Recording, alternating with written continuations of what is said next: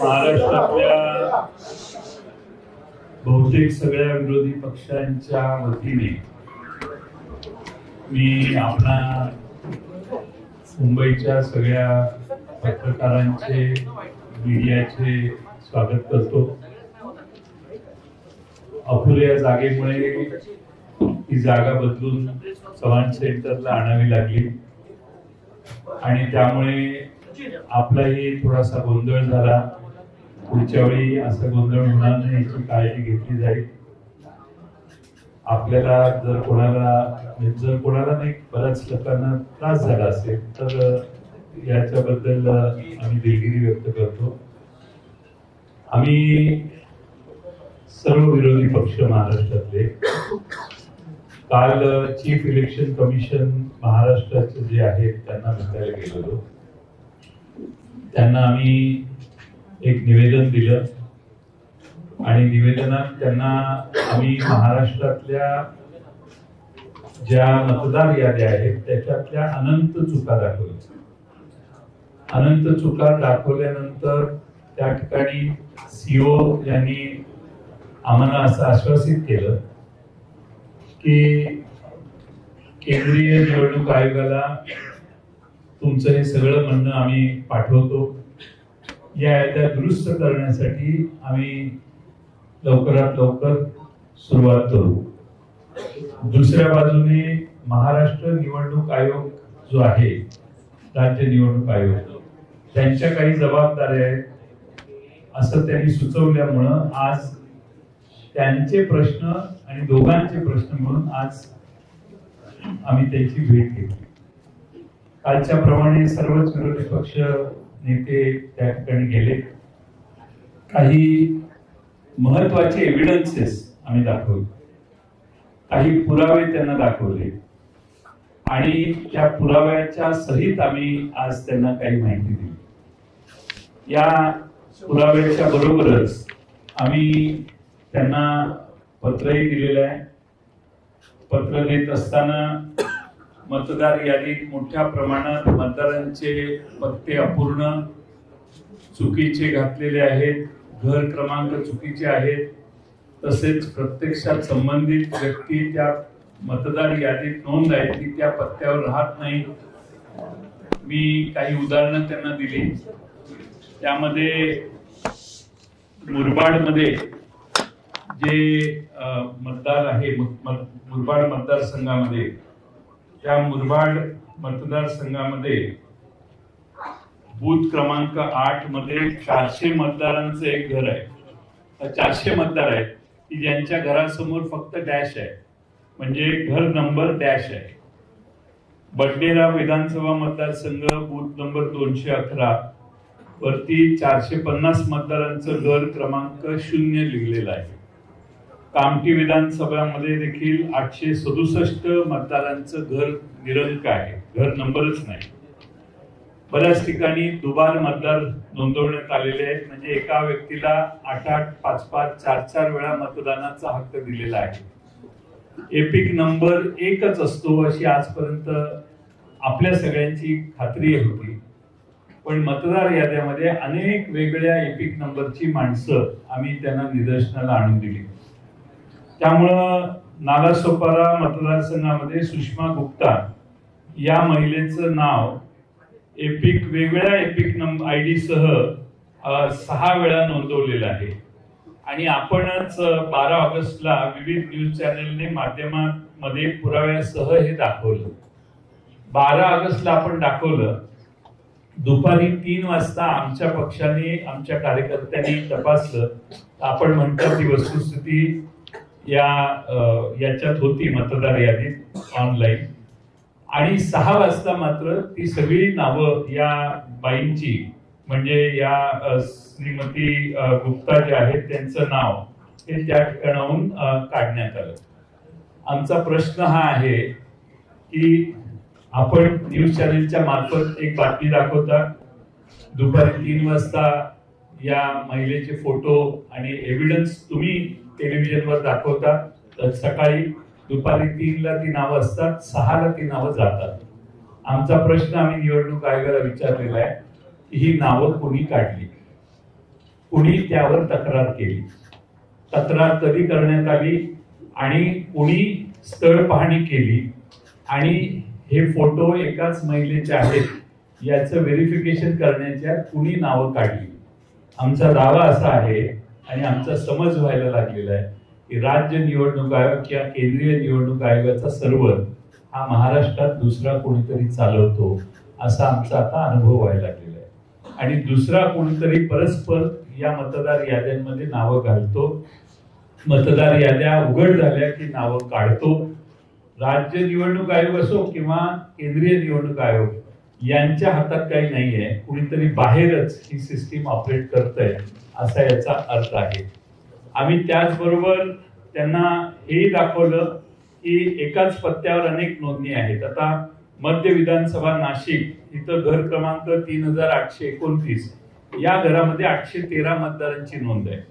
Pune cantonment मतदारसंघात booth क्रमांक 30 मध्ये घर क्रमांक 226 या घरात 869 मतदारांची नोंद आहे. आणि सगळ्यात महत्वाचं म्हणजे दर तासाला मतदार यादी जाहीर होते. किती पुरुषांनी मतदान केलं, किती महिलांनी मतदान केलं हे दर तासाला जाहीर होतं. विधानसभेला या सिस्टीम पूर्ण मोडण्यात आल्या आणि संध्याकाळी 5 नंतर कुणी किती मतदान केलं हे कधीच जाहीर करण्यात आलं नाही. एकदम दुसऱ्या तिसऱ्या दिवशी फायनल टॅली जाहीर करण्यात आली.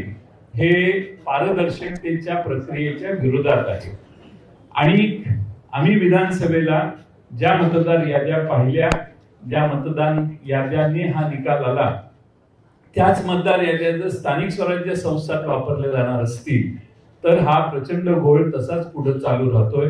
आणि म्हणून आम्ही राज्य निवडणूक आयोगाला आणि केंद्रीय निवडणूक आयोगाचे प्रतिनिधी सीओ यांना मागणी केली की या मतदार याद्या दुरुस्त केल्या पाहिजेत. ताबडतोबीने त्या दुरुस्त करा. तुम्ही 3 दिवस 4 दिवस वाढवून मुदत हे चालणार नाही. किमान या मतदार याद्या पूर्ण तपासा. जे ज्या घरात राहत नाहीत त्यांची नावं त्यातून काढून टाका. बोगस मतदान काढून टाका. एक आमदार परवाच जाहीरपणाने सांगितलं त्यांनी की 20,000 मतदार मला बाहेरून आणावे लागले, ते मी आणले आणि मग माझा विजय झाला. हे विरोधी पक्ष सत्ताच असणारे आमदारच जाहीरपणाने सांगतायत. याची नोंद घ्या हे आम्ही त्यांना सांगितलं. मी आपल्या सर्वांचं स्वागत करतो आणि पुढं माननीय बाळासाहेब थोरात साहेब काँग्रेस पक्षाचे ज्येष्ठ नेते यांना विनंती करतो की त्यांनी या ठिकाणी त्यांचं मनोगत व्यक्त करावं. माननीय जयंतरावांनी आपल्याला सविस्तर तपशील काही गोष्टी सांगितलेल्या आहेत. काल आम्ही केंद्रीय निवडणूक आयोगाचे सीओ त्यांना आम्ही भेटलो. आज राज्य निवडणूक आयोगाला विधानसभेच्या वेळेत ज्या मतदार याद्या होत्या त्याच्यामध्ये प्रचंड दोष होते. आम्ही त्या कालखंडामध्ये योग्य वेळी योग्य ठिकाणी हे सांगितलं होतं की याच्यामध्ये दोष आहेत, त्याचं काहीही उत्तर आम्हाला आलेलं नाही. निवडणूक झाली ते दोषासहित असे काही दोष त्याचे माननीय जयंतरावांनी सांगितलं की 20,000 मतदार हे बाहेरून आणून मी मतदान करून घेतलं, हे आता आमदार सांगतायत असे दोष आहेत. काहींचे नाव वगळले गेले, काहींचे परत परत नाव ते दिसत आहेत, पण ते चुकीचे आहेत. एका घराच्या नावावर अनेक आहेत. माझं एखादं कॉलेज आहे किंवा माझ्या कॉलेजचं हॉस्टेल आहे, त्या कॉलेजचे बाहेरून राज्यातून आलेले देशातून आलेले मुलं सुद्धा माझे मतदार, असं होणार असं निवडणूक आयोग ते मान्य करून घेणार असेल आणि ते मी शेवटच्या क्षणापर्यंत आणि ही तक्रार करूनच त्याची दखल घेण्याची अवस्था, या असे अनेक घोटाळे घेऊन ही मतदार यादी विधानसभेची होती. आता ती खरं जे विधानसभेची निवडणूक झाल्यानंतर 1 जुलैला तुम्ही आता या राज्य आयोगाला दिलेली, त्या अगोदर कोणतंही पुनर्विलोकन जे असतं ते 6-7 महिन्यामध्ये करण्यात आलेलं नाही. कोणत्या दुरुस्त्या करण्यात आलेल्या नाही. पुन्हा नवीन नावं नोंदण्याकरताची मोहीम करण्यात आली नाही. आणि त्यामुळे सगळ्या दोषासहित 1 जुलैला ही मतदार यादी ही राज्य आयोगाला दिलेली आहे. आणि म्हणून आमचं असं इच्छा होती की हे चुकीचं, हे दुरुस्त तुम्ही केलं पाहिजे होतं, केलेलं नाही. ती जबाबदारी केंद्रीय आयोगाची होती, निवडणूक आयोगाची, त्यांनी काहीच केलेलं नाही. आता राज्य निवडणूक आयोग म्हणतो आमची जबाबदारी नाही. आता ह्या घोळामध्ये तशी त्या दोषी असलेली पूर्णपणे यादी ही मतदानाला जाणार आहे, निवडणुकीला सामोरं जाणार आहे, ही काही निकोप निवडणूक आहे असं मानण्याचं कारण नाही. यामुळे हे खरं आहे की माननीय राहुलजी गांधी यांनी हे विषय देश पातळीला घेतलेले आहेत. त्याच्यात महाराष्ट्राचा उल्लेख त्यांनी केलेला आहे. आणि त्या मांडत असताना जो मुद्दा माननीय जयंतरावांनी मांडला की हे कुणीतरी दुसरे ज्यांच्याकडे पासवर्ड दुसरीकडे दिलेले आहेत ते हे सगळं हँडल करतायत ऑनलाईन पद्धतीनं, असं सुद्धा दिसतंय. हे पुराव्यासह माननीय राहुलजींनी दाखवलेलं होतं. ही वस्तुस्थिती, याच्यावर निवडणूक आयोग उत्तर सुद्धा द्यायला तयार नाही अशी अवस्था आहे. आणि म्हणून आम्ही या बाबतीत केंद्रीय निवडणूक आयोग आणि राज्याचा निवडणूक आयोग या दोघांनाही भेटलो, एकत्रित बैठक केली, परंतु आमचं काही समाधान त्यामध्ये झालेलं नाही. त्यांनी स्पष्टपणे काही उत्तर आम्हाला दिलेलं नाही. ही वस्तुस्थिती आहे. आणि हे सगळं घेऊन आम्ही निवडणुकीला, स्थानिक स्वराज्य संस्थेच्या निवडणुकीला सामोरं जाणं हे अत्यंत चुकीचं आहे. आणि हे माझ्या जनतेला सुद्धा मान्य नाही झालं पाहिजे. निकोप निवडणूक हा आपला पाया आहे लोकशाहीचा, तोच उद्ध्वस्त करण्यास निघालेला आहे. याच्यामध्ये पूर्णपणे राजकीय हस्तक्षेप असले पाहिजे असं आम्हाला वाटतंय. आणि म्हणून आम्ही ही भेट आम्ही घेतलेली आहे.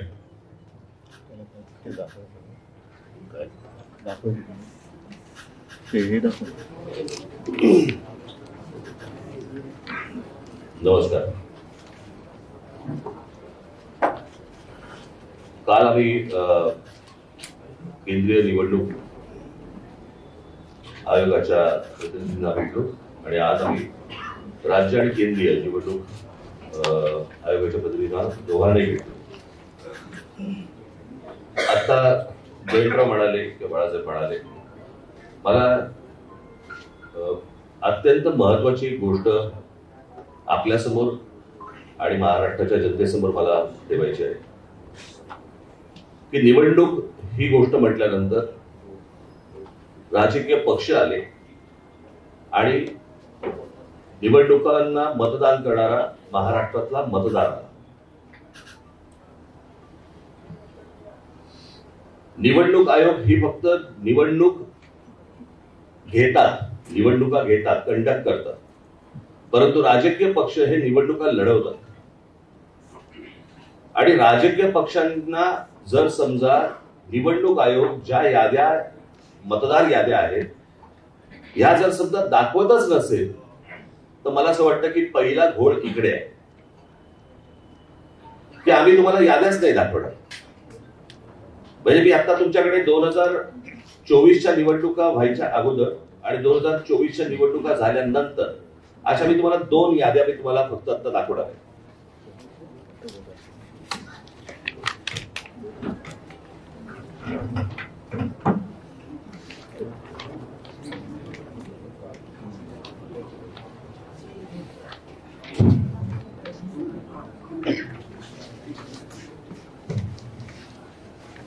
निवडणूक 2024च्या निवडणुका ज्या वेळेला झाल्या त्यावेळेला ज्या निवडणुकांची जी मतदारांची यादी होती ती मी यादीचा काही छोटासा तपशील मी फक्त आपल्यासमोर मी वाचून दाखवणार आहे.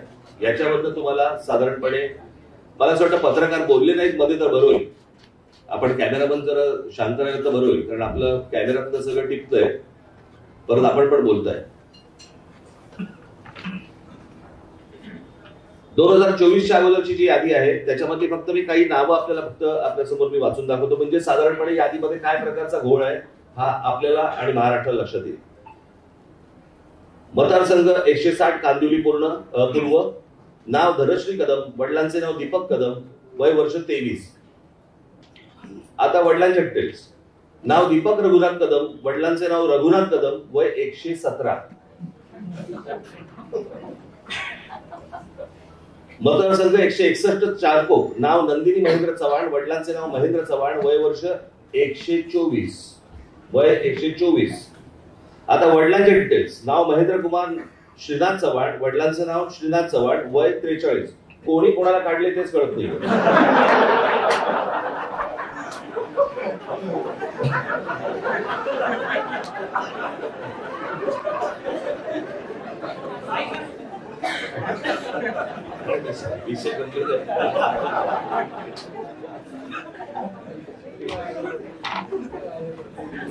हा 2024च्या निवडणुकीच्या अगोदरचा घोळ. 2024 नंतर त्यांनी त्यांच्या वेबसाईटवरती यादी जाहीर केली ज्याच्यामध्ये फक्त नावं आहेत, फोटो नाही, पत्ता नाही, काही नाही. आणि मग काय आम्ही जेव्हा केंद्रीय निवडणूक आयोगाशी बोलत होतो त्यावेळेला त्यांनी सांगितलं की नाही हे राज्य निवडणूक आयोगाकडे येतं. आता राज्य निवडणूक आयोगाकडे आम्ही भेटल्यानंतर राज्य निवडणूक आयोग म्हणते हे केंद्रीय निवडणूक आयोगाकडे येतं. दोघेही प्रतिनिधी हे केंद्रीय निवडणूक आयोगाचेच प्रतिनिधी आहेत. आणि म्हणजे महाराष्ट्रातल्या राजकीय पक्षांना या संपूर्ण मतदार याद्या न दाखवण्याचं याच्यातनं काय मिळणार तुम्हाला? यातनं फक्त घोळ होणार आहे. आणि आता आम्ही फक्त त्यांच्यासमोर एवढंच सांगितलं की या मतदार याद्या जोपर्यंत सुधारणा होत नाही, तुमची सुधारणा होत नाही, तोपर्यंत निवडणुका तुम्ही घेऊ नका. आता साधारणपणे आपण जर समजा महानगरपालिकेच्या किंवा स्थानिक स्वराज्य संस्थांच्या निवडणुका जर समजा आपण पाहिल्या तर गेल्या 5 वर्षामध्ये निवडणुका झालेल्या नाहीयेत. मग जर 5 वर्ष जर समजा या निवडणुकांमध्ये गेलेली असली तर मग याद्या सुधारण्यासाठी अजून 6 महिने गेले तर काय फरक पडतो? आणि मला असं वाटतं की या याद्या सुधारल्याशिवाय त्यांनी निवडणुका घेऊ नये हेच आज आम्ही त्यांना सर्वांनी सांगितलेलं आहे. म्हणजे त्यांनी आता काहीतरी काल एक आमची भेट झाल्यानंतर त्यांनी एक नोटिफिकेशन काढलं आणि त्याच्यामध्ये आम्हाला राजकीय पक्षांना 8 दिवस दिले. म्हणजे हे 6-6, 8-8 महिने काम करणार आणि राजकीय पक्षांनी 8 दिवसामध्ये यांना सगळ्या छाननी करून द्यायची, कसं शक्य आहे? आणि म्हणून तो काल जो त्यांनी काय नोटिफिकेशन काढले ते एक तर रद्द करायला आम्ही त्यांना सांगितलेलं आहे. आणि आज आम्ही त्यांना सांगितलं की या निवडणुका तुम्ही घेऊ नका. उद्या ते काय ह्याच्यावरती निर्णय करतायत हे आम्ही 1-2 दिवसात पाहू आणि त्याच्यानंतर मला असं वाटतं सर्व राजकीय पक्ष मिळून आम्ही एका निर्णयापर्यंत येऊ. तो निर्णय तुम्हाला अजून 2-3 दिवसाने सांगू. ठीक आहे, धन्यवाद.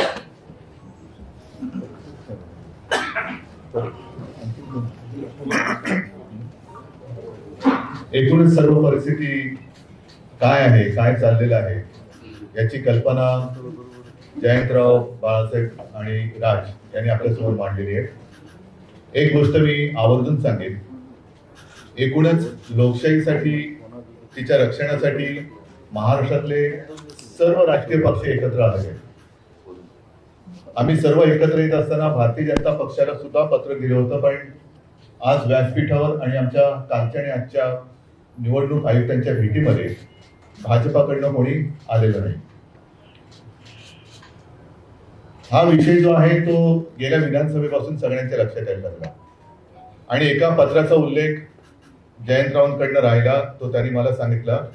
तो म्हणजे विधानसभा निवडणुका ज्या म्हणजे गेल्या वर्षी झाल्या 2024, त्याच्या आधी 19 ऑक्टोबरला 1 महिना आधी महाविकास आघाडीकडनं निवडणूक आयोगाला एक पत्र दिलं होतं आणि त्याच्यामध्ये आमचा विषय असा होता की नाव घेऊन अगदी म्हटलं तरी की काही भारतीय जनता पक्षाचे कार्यकर्ते ह्या मतदार यादीशी खेळतात आणि त्याच्यामध्ये काही लोक म्हणजे त्यांना हवे ते घुसवत आहेत, नको ते काढतायत. हा सगळा खेळ यांचा सुरू आहे. आता जसं या दोघांनी सांगितलं, अगदी हे पुरावे, ही काही यादी आम्ही घरी नाही छापलेल्या. एकेका व्यक्तीचं नाव 4-4 ठिकाणी आहे, एका जागेवरती 200-200 नावं नोंदले. हा सगळा लोकशाहीचा खेळ खंडोबा चाललाय. दोन्ही निवडणूक आयुक्तांना आम्ही सांगितले की एक तर इलेक्शन म्हणजे निवडणूक घ्यायची असेल ती निष्पक्षपातीपणाने झाली पाहिजे, नाहीतर इलेक्शन पेक्षा सिलेक्शन करून मोकळे व्हा. तेवढंच आता राहिलेलं आहे. दोघांशी बोलताना थोडंसं आमच्या लक्षात आलं, मी त्यांचा अपमान करू इच्छित नाही, पण हे जे समोर आमच्या बसले ते आयुक्त म्हणून काही त्यांच्याकडे अधिकार आहेत का आम्ही कठपुतळी बाहुल्यांशी बोलतोय आणि त्यांचे 2 वरती कुठेतरी आहेत, ते वरनं जशी बोटं हलतील तशी इकडे हालचाली होतात. ठीक आहे, सगळे मुद्दे सांगून झालेले आहेत. याच्यामध्ये आणखीन एक मुद्दा जो आहे तो 1 जुलैचा कट ऑफ डेट, म्हणजे 1 जुलै नंतर ज्यांना 18 वर्ष झाली असतील त्यांना यावेळेला मतदानाचा अधिकारच मिळणार नाही. ही कुठली लोकशाही आहे? आणि हे सगळं बघितल्यानंतर आम्हाला असं वाटतं की ज्याप्रमाणे सर्वोच्च न्यायालयाने जसं काही पक्षांचे, काही प्राण्यांच्या केसेस या सुमोटो घेतल्या होत्या, तसंच आपल्या देशातल्या मनुष्य प्राण्यांची सुद्धा केस ही स्वतःहून त्यांनी घ्यायला पाहिजे आणि देशातली लोकशाही जगवण्यासाठी हा त्यांचा सुद्धा एक निर्णय त्याच्यामध्ये असायला पाहिजे. आम्ही राजकीय पक्ष म्हणून आमचं कर्तव्य करतोय, वेळोवेळी निवडणूक आयुक्तांकडे जातोय, दरवाजे ठोकतोय, पण दाद काही मिळत नाही. आमच्यावरती लोकशाहीच्या नावाने जर काही हुकुमशाही गाजवणार असतील तर ही हुकुमशाही आम्ही काही त्यांना गाजवू देणार नाही, हे तर नक्की आम्ही केलेलं आहे. थोडक्यात आज आमचं म्हणणं या दोन्ही आयुक्तांकडे, कारण काल दोन्ही आयुक्तांना आमच्या विरोधी पक्षांची किंवा आमच्या राजकीय पक्षांची, विरोधी नाही राजकीय पक्षांची प्रतिनिधी मंडळ त्यांना भेटलं, शिष्टमंडळ भेटलं. त्याच्यात आम्ही केंद्राचे जे निवडणूक आयुक्त इकडे आहेत प्रतिनिधी त्यांना भेटलो. त्यांनी सांगितले की स्थानिक स्वराज्य संस्था आणि हा सगळा विषय हा राज्य निवडणूक आयुक्ताकडे येतोय. त्यांच्याकडे भेटलं आमचं दुसरं, त्यांनी सांगितलं मतदार यादीचा अधिकार हा केंद्राच्याकडे येतोय. मग नेमका याचा बाप कोण आहे, जबाबदारी कोणाची आहे, का निवडणुका आपल्या घ्यायच्या म्हणून घ्यायच्या आहेत. आणि आम्ही त्यांच्याशी बोलत असताना मुहूर्त काय लागला तरी कळत नाही, पण कालच्या काल निवडणुकांचा कार्यक्रम जाहीर केला. आम्ही त्यांना स्पष्ट शब्दात सांगितलेलं आहे की जोपर्यंत हा संपूर्ण निवडणूक मतदार यादीतला घोळ तुम्ही त्याच्यावरती काही स्पष्टीकरण किंवा तो सुधारत नाही तोपर्यंत या निवडणुका होता कामा नयेत. सुप्रीम कोर्टाचा त्यांनी आदेश आम्हाला दाखवण्याचा प्रयत्न केला, पण सुप्रीम कोर्ट असं कधी कुठेही सांगत नाही की तुमच्यात काही दोष असले तरी चालतील, पण ह्या तारखेच्या आधी निवडणुका घेतल्याच पाहिजे. हा सर्वोच्च न्यायालयाचा काही तसा निर्णय नाही. त्यांनी सांगितले की या निवडणुका सदोष असता कामा नयेत आणि निष्पक्षपातीपणाने ते झालं पाहिजे. आता या सगळ्या गोष्टी झाल्यानंतर दोन्ही आयुक्त समोर बाजूबाजूला होते. आम्हाला त्यांनी सांगितले की आम्ही याचा सकारात्मक विचार करतो आहोत. म्हटलं विचार करून चालणार नाही, या गोष्टी होता कामा नयेत. या गोष्टी होता कामा नयेत, कारण आपल्याला जो काही धक्का बसला होता विधानसभा निवडणुकीच्या निकालानंतर, त्या सगळ्या सत्ताधारी जे आता आहेत त्यांच्या सत्ता प्राप्तीच्या चोरवाटा आम्ही आता अडवलेल्या आहेत. या चोरवाटा आहे, मतचोरी ही चोरवाट आहे, पक्ष चोरी ही चोरवाट आहे. त्याच्यानंतर आणखीन एक मुद्दा आम्ही सांगितला, पण तो त्याचा पुढचा टप्पा आहे. पहिली मतदारांची यादी ही निर्दोष असायला पाहिजे, व्यवस्थित असायला पाहिजे. म्हणजे 117 वर्ष आणखीन 124 वर्ष असे जर का लंबी उमरवाले मतदार असतील तर मला वाटतं जगातलं सगळ्यात चांगलं वातावरण, हवामान हे आपल्या देशात आहे.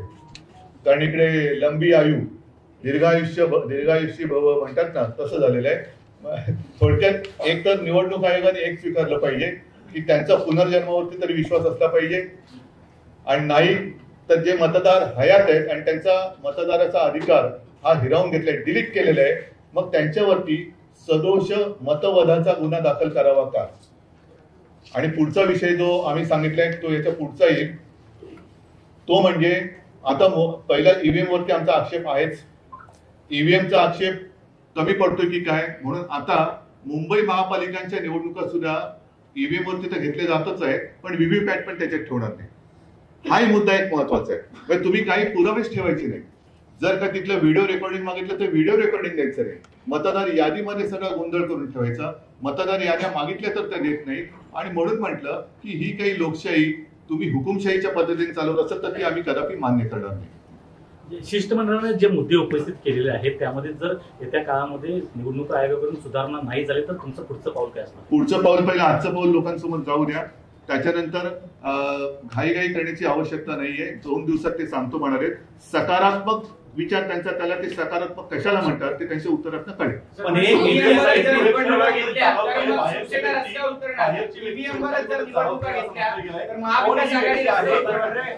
ही व्यक्ती कोण आहे आणि कोण काय कोण ही व्यक्ती आहे आणि कोणाशी संबंध. त्याच्यासाठी आम्ही महाविकास आघाडीकडनं अतिशय स्वच्छ आणि स्पष्ट शब्दात विधानसभा निवडणुकीच्या 1 महिना आधी पत्र दिले, याचा मी आता उल्लेख केला. ते तुम्ही आधी तुमच्या पहिल्या प्रश्नाचं उत्तर देतो, जे जयंतराव त्यांच्याकडे मांडलं ते. पहिली गोष्ट म्हणजे ज्या वेळेला तुमच्याच चॅनलवरती, तुमच्या चॅनलवरती ज्या वेळेला एक बातमी येते अशा प्रकारच्या खोट्या यादीची, आणि त्याच्यानंतर ती 6 वाजता गायब होते. ती 6 वाजता गायब होते का, त्याच्यावरती त्यांनी विचारलं की तुमच्याकडे कोणी तक्रार दिली का, काय दिली का. त्या संपूर्ण बातमीबद्दल किंवा त्या यादीबद्दल निवडणूक आयोगाला काहीच माहिती नाही. केंद्रीय निवडणूक आयोग आणि राज्य निवडणूक आयोग ते म्हणाले की आम्हाला यातलं काहीच माहित नाही, माहिती घेऊन सांगतो. ते म्हणाले आम्ही माहिती घेऊन सांगतो. आता प्रश्न असा आहे की त्यांच्या वेबसाईटवरून गायब झाले, ज्या तुमच्या चॅनलवरती दाखवले गेले आहेत. मग जर समजा त्या चॅनलवरती दाखवल्यानंतर जर त्या याद्या गायब होत असतील आणि निवडणूक आयोगाला जर ती गोष्ट माहिती नसेल तर मग हे कोण करतंय, हे कोण काढतंय आणि कोण घालतंय, हा तो प्रश्न आहे. आणि ही गोष्ट त्यांना विचारली गेली, त्याच्यावरती ते बोलले की आम्ही चौकशी करून सांगतो. महाविकास आघाडीने विधानसभा निवडणुकीच्या 1 महिना आधी त्या पत्राला कुठलाही प्रतिसाद आयोगाकडनं मिळाला नाही असं तुमचं म्हणणं आहे. मग जर त्या पत्राला जर प्रतिसाद मिळाला नसेल तर आता तुम्ही सगळे एक्सरसाइज करताय, त्याला प्रतिसाद मिळेल कशावर? 12 ऑगस्टला आम्ही 19 ऑक्टोबरला हे पत्र कार्यालयात नेऊन दिलेलं आहे केंद्रीय, आणि त्यांना भेटलोही. आमचे प्रतिनिधी म्हणून जितेंद्र आव्हाडजी स्वतः जाऊन तिथं 2-3 जण जाऊन भेटले, त्यांना हातात दिलं, पण त्याचा कोणताही कॉग्निजन्स त्यांनी घेतला नाही. आणि केंद्रीय निवडणूक आयोगालाही हे पत्र पाठवण्यात आलेलं 1 महिना आधी विधानसभेच्या, आणि त्यात कॅटेगरिकली म्हटलेलं आहे की सोयीची नावं ठेवतायत, गैरसोयीची नावं काढतायत, खाली कार्यकर्त्यांना सूचना दिल्या आहेत, हिरव्या पेनाने टिक करा, सोयीची असतील ती, गैरसोयीची असतील ती लाल पेनाने टिक करा, लाल पेनाची नावं उडवण्याचा कार्यक्रम झाला. हे आम्ही सर्रासपणाने आधी 1 महिना आधी त्यांना, हे चाललं होतं ग्रासरूट लेवलला आणि कुणीतरी हे मॉनिटर करत होतं, हे कळत होतं आम्हाला, म्हणून आम्ही तक्रार केली. पण निवडणूक आयोगाने कोणता प्रतिसाद दिला नाही. निवडणूक आयोगाची स्टाईल अशी आहे की कोणी कुठल्या राजकीय पक्षाने तक्रार करायची ती त्यांना बासनात गुंडाळून ठेवण्याची त्यांची प्रथा दिसते. आता हे महाराष्ट्रात चालू देणं शक्य होणार नाही, कारण प्रत्येक वेळेला अशा कृतीने सगळ्या कृत्या अशा करायच्या आणि निवडणुका वेगळ्या दिशेने न्यायच्या असं महाराष्ट्रातल्या जनतेला वाटतंय. आणि म्हणून त्याच्यासाठी आम्ही आज एकत्रितपणानं आपल्याला निवडणूक आयोगाला सगळी माहिती दिलेली आहे. माझ्याकडे हे सगळे पुरावे आहेत, घर डॅश आहे, 0 नंबर आहे. ती फक्त यादी एकदा वाचून का एकेका घरात किती आता बघायची तुम्ही दाखवलेत का ते जरा आपण ऐका. आता ही सुषमा गुप्ता नालासोपारा मतदारसंघ, या बाईचं नाव दुपारी 3ला होतं, 6ला गेलं. कुणी काढलं हा प्रश्न आम्ही विचारला. 12 ऑगस्टला झालेली ती घटना आहे, पण अद्यापपर्यंत त्यांना माहित नाही की हे त्यांनी साधी चौकशी केली नाही निवडणूक आयोगाने की हे का झालं, कसं काढलं, कुणी काढलं. हे मुरबाड मतदारसंघात मतदार घराच्या पुढं नुसता डॅश लिहिलाय, घर क्रमांक नाही, नुसता डॅश असणारी 400 मत आहे. दुसरं पुढं त्यांनी त्याच पद्धतीने पुणे कॅन्टोन्मेंट मध्ये एका याच्यात 869 घर आहेत, 869 मतदार आहेत एकाच ठिकाणी, याची तक्रार केली आम्ही. मध्य नाशिक मध्ये 813 मत आहेत. हे सगळे पुरावे आहेत याला जोडलेले, असं मोकळं बोलत नाही, विथ एव्हिडन्स आहे. 813 3829 नाशिक मध्य मतदारसंघातलं घर आहे, त्या घराचा नंबर आहे 3829 आणि 813 वोटर्स हे एका घरात दाखवण्यात आलेले आहेत. बडनेराला 0 क्रमांक, घर क्रमांक 0 असे 0 मतदार असणारे, मगाशी मी आकडा सांगितला तेवढे हे आहेत, एव्हिडन्सेस आहेत आमच्याकडं. असं नाही की हवेत बोलतोय. त्यामुळे काही मी ऐकलं. आता याच्यात विशेषतः अशोक पवार यांचा जो मतदारसंघ आहे शिरूरचा, त्यांना केसनन गावात त्यांनी काही ऑब्जेक्शन घेतले. ऑब्जेक्शन घेतल्यानंतर घर क्रमांक 1च असणारे 188, एकाच घरात 188 मतदार आहेत आणि ते घरच नाहीये त्या गावात. आणि तसं लिहून त्यांनी लेखी तक्रार केल्यावर तिथल्या निवडणूक प्रतिनिधींनी सांगितलं की त्या मतदारांची प्रायव्हसी डिस्टर्ब होते आणि म्हणून आम्ही तुम्हाला ही माहिती देऊ शकत नाही.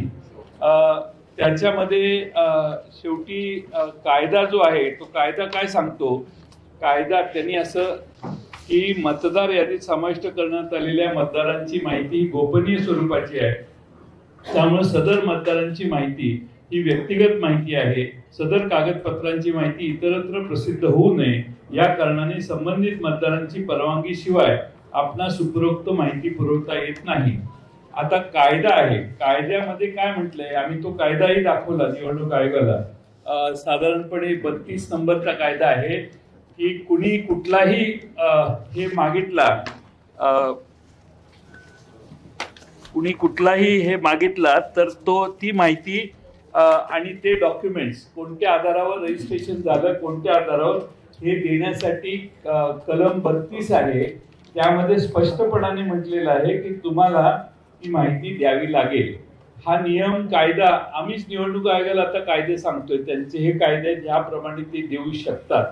पण त्यांना दिलेलं उत्तर अशोक पवार यांना की त्याची प्रायव्हसी, आम्ही काय त्याचे खाजगी गोष्टी मागत नाही, त्याने जे निवडणूक आयोगाला सबमिट केले आहेत मतदार होण्यासाठी तेवढीच माहिती मागतोय आणि ती देणं आवश्यक आहे असं निवडणूक आयोगाच्या निवडणुकीच्या कायद्यात लिहिलेलं आहे.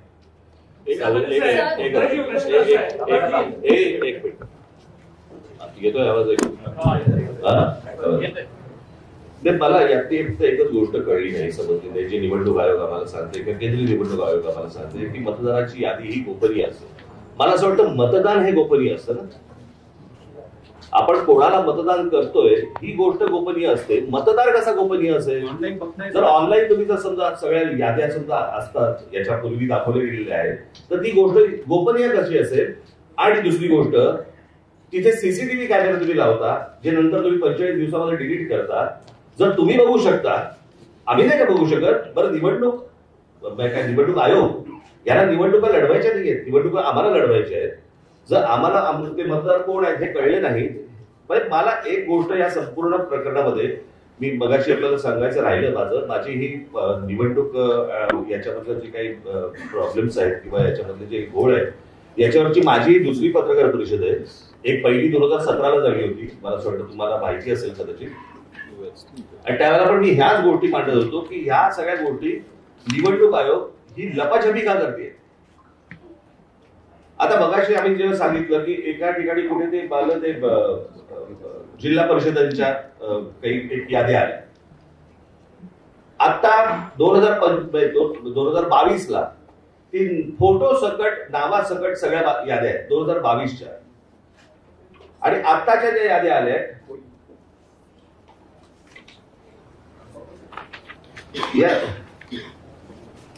या 2022च्या याद्या,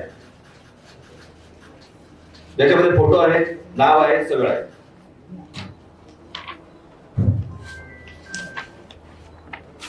या आता जिल्हा परिषदेच्या 2025च्या याद्या आल्या त्याच्यामध्ये फोटो काढून टाकले.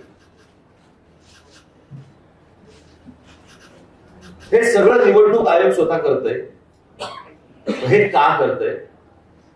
जर समजा पारदर्शकता समजा ते आणतायत असं म्हणतायत किंवा आहे असं म्हणतायत जर निवडणुकांच्या प्रोसेसमध्ये, तर मग ह्या सगळ्या गोष्टी हे का करतायत आणि कशासाठी हा घोळ घालतायत? काय बोल ना. देवांग दवे या व्यक्तीचा एक उल्लेख या वरच्या चर्चेमध्ये करण्यात आलाय. हा जो सगळा घोळ आहे, याच्यावरचा जो अभ्यास आहे, त्याच्या मागे ह्या देवांग दवेचा काही हात आहे का?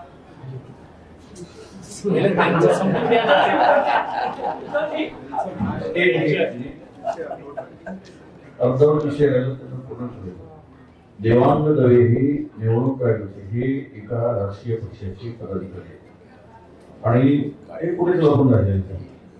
त्यांच्याकडे जो कंत्राट दिला आहे रिलीज करायचं पण आहे ना एडिशनचं पण आहे. काय एडिशन दोन्ही काम तो करतो आहे वेबसाईटवर अधिकृत घेऊन. तर अधिकृत कंत्राट दिल्यामुळे वेबसाईट हाताळण्याचं काम त्याच्याकडे आणि तिथूनच करायची घोळ असावा असा आमचा गोड समज आहे. चंद्रपूर जिल्ह्यामध्ये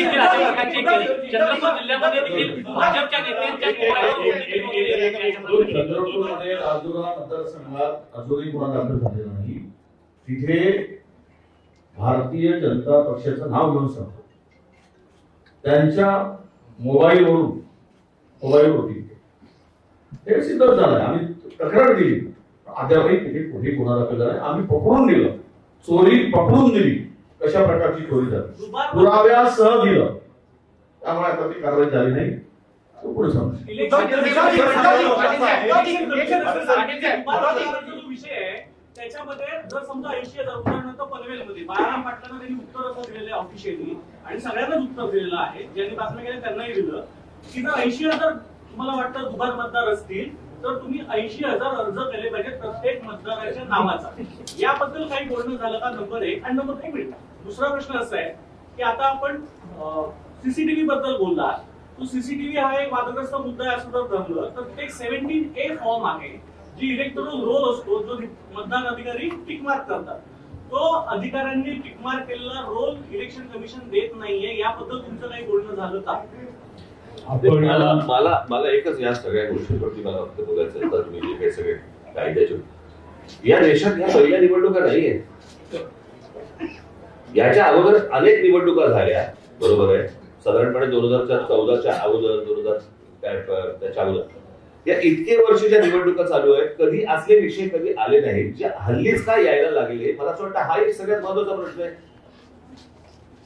की आता हे फॉर्म भरून मग तिकडे आता किती ते पैसे द्यायचे तर 2 रुपये प्रत्येक पानाला 2 रुपये द्यायचे आणि मग आम्ही पानं घ्यायची, म्हणजे त्याच्यात पण कमाई. टेक्निकल ग्राउंड्सवर इलेक्शन कमिशन काय करतं त्याबद्दलचं म्हणणं. 17A मागणारे अनेक उमेदवार आहेत.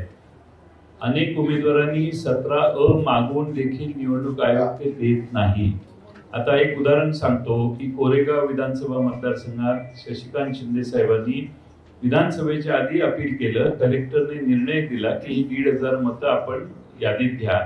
तरी खालच्या अधिकाऱ्यांनी ती अपील मान्य झाल्यावर देखील त्यांची मतदार यादीत नावं समाविष्ट झाली नाही. मी मगाशी जे सांगितलं की प्रायव्हसी डिस्टर्ब होते वगैरे त्यांनी उत्तर दिलं लेखी अशोक पवारांना. तर 32 नाही 33 रजिस्ट्रेशन ऑफ इलेक्ट्रल रूल्स 1960 33 नंबरचा आहे. Inspection of electoral rolls and connected papers. Every person shall have the right to inspect the election papers referred to in rule 32 and to get attested copies thereof on payment of such fee as may be fixed by the chief electoral officer. हा कायदा rule मध्ये आहे हे, तरी देखील त्यांना उत्तर दिलं की आम्ही देऊ शकत नाही. आणि सगळ्यात महत्वाचं असं आहे की ह्या सगळ्या गोष्टी जिब्रिश नावं तर आणखी तो वेगळाच विषय आहे. हे सगळं आम्ही त्यांच्या निदर्शनाला आणलंय. आमची अशी अपेक्षा आहे की निवडणूक आयोग, राज्य निवडणूक आयोग आणि केंद्रीय निवडणूक आयोगाचे प्रतिनिधी या ठिकाणी जे आहेत सीओ, या दोघांनी निर्णय घेतला पाहिजे. या याद्या दुरुस्त केल्या पाहिजेत. दुरुस्त झालेल्या याद्यांवरच महाराष्ट्राच्या निवडणुका घेतल्या पाहिजेत हे आम्ही त्यांना निक्षून सांगितलेलं आहे. आणि राज्य निवडणूक आयोग हे आम्हाला म्हटले आम्ही याचा सकारात्मक विचार करू.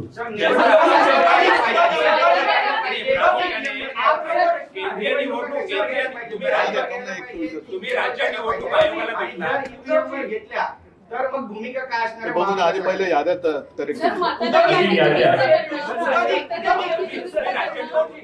एक मिनिट मागासपासून एसआयआरची आपण मागणी करतोय का?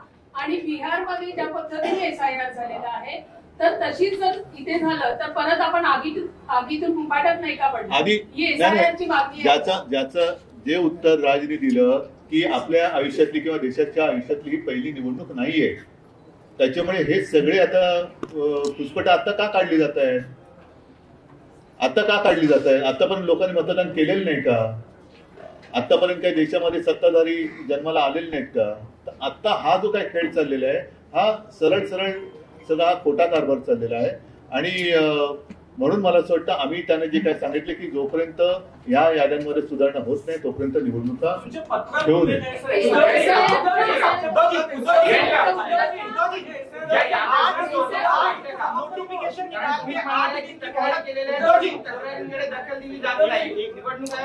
असं आहे की आम्ही निवडणूक आयोगाला आवाहन केलेलं आहे आणि मागणी केलेली आहे की बल्क मध्ये चुका आहे त्या तुम्ही दुरुस्त केल्या पाहिजे. आता एखाद्या मतदारातील 8,000 चुका असतील तर त्या 8,000 चुका आम्ही सबमिट करायच्या इंडिव्हिज्युअली प्रत्येक ठिकाणी. याला मग किमान 1 महिन्याचा वेळ तर दिला पाहिजे. वेळ नसल्यामुळे तुम्ही 7 दिवसात आणि 8 दिवसात करा म्हटल्यावर कोणत्या एक तर तुमच्या याद्या डिजिटल नाहीये. तुम्ही या याद्या डिजिटल का नाही करत? डिजिटल याद्या केल्या की सगळ्यांनाच सोयीचं होईल आणि तुम्हालाही सोयीचं होईल काम करायला.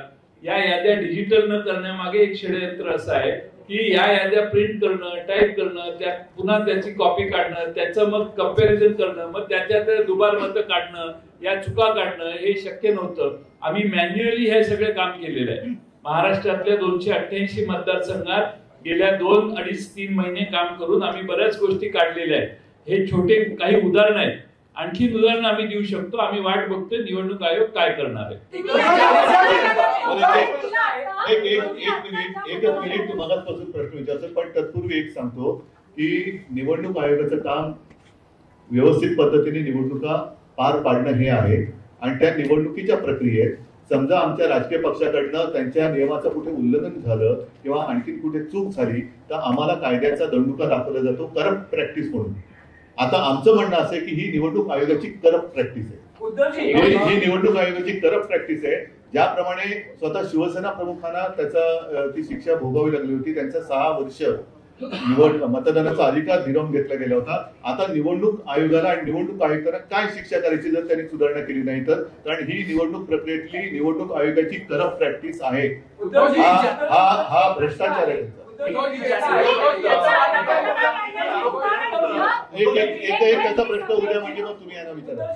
मतदार याद्यांमधला जो घोळ आहे राष्ट्रीय स्तरावर त्याचा फायदा एनडीएला होतो आहे आणि राज्य स्तरावर त्याचा फायदा या निवडणुकीत आपलाही आरोप आहे आणि संशय उपस्थित झाले की महायुतीला झालाय. तर असं हे लक्षात घेता किंवा हे आरोप लक्षात घेता निवडणूक आयोग मग केंद्रीय असेल किंवा राज्यातला भाजपसाठी हस्तक म्हणून किंवा भाजपच्या दबावाखाली काम करतोय असा तुमचा आरोप आहे का? त्याच्याबद्दल आम्ही स्पष्ट पत्र दिलेलं आहे, ज्याचा वारंवार आता उल्लेख झालाय की गेल्या विधानसभा निवडणुकीच्या आधी 1 महिना अगोदर एक व्यवस्थित स्पष्ट शब्दामध्ये पत्र दिले. त्याच्यात भारतीय जनता पक्षाचं नाव लिहून आम्ही ते पत्र दिलेलं आहे. आणि नसेल तर भारतीय जनता पक्षाने आज आमच्या शिष्टमंडळात यायला पाहिजे. आज किंवा काल येऊ शकले नसतील तर त्यांनी सांगावं उद्या येतो, आम्ही सगळे मिळून जायला तयार आहोत. आता हा प्रश्न जो आहे हा चेंडू भाजपच्या कोर्टात आहे. त्यांची जर का ह्याच्यात ढवळाढवळ नसेल तर त्यांनी आमच्या शिष्टमंडळात सामील व्हावं आणि आम्ही जी मागणी करतो ती त्यांनी करावी.